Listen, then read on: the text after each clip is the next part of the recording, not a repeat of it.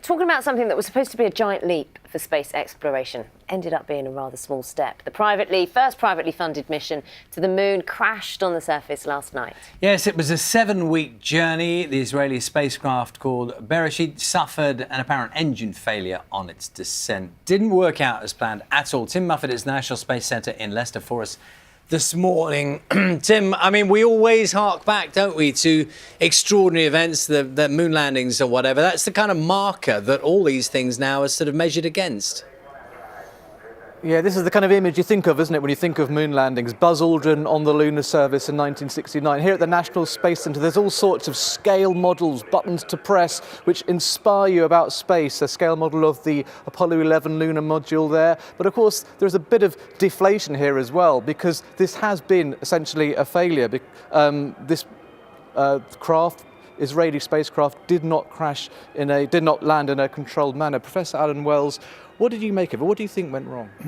Well, we know that they had some communication link problems, and during the descent phase, the descent engine cut out, and they had to try to restart that.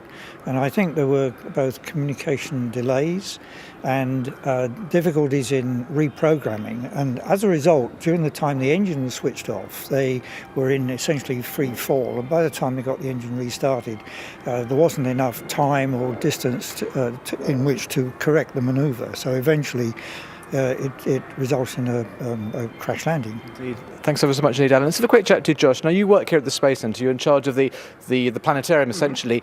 This is an interesting model, isn't it? Because this shows whereabouts it actually landed. This shows where Apollo 17 landed, Apollo 11 as well. Right here is where things went wrong yesterday. Yeah, so this is where Space Israel were hoping to land, touch down with the Beresheet lander. Unfortunately, as we saw, there were slight communications issues that didn't quite go on. But I think we can still look back at this mission as a success. They've shown that for a very low cost, a group of individuals that are a private organisation, they've not got the support of a whole nation behind them, have managed to achieve something amazing. They got to the moon, they managed to orbit around it, and only just at that last hurdle did they struggle. Do you think there'll be more low-cost missions like this? I certainly hope so, and I think they've shown that it can be done, and that getting so close, they're almost certainly going to have another go, and I think it's going to inspire a lot of people to maybe try it themselves. Josh, thanks ever so much indeed. Well, it was a low-cost mission, about $100 million it cost. It's hoped it won't be the last. It would have been a piece of space history. They did reach the moon, sadly not in a controlled way.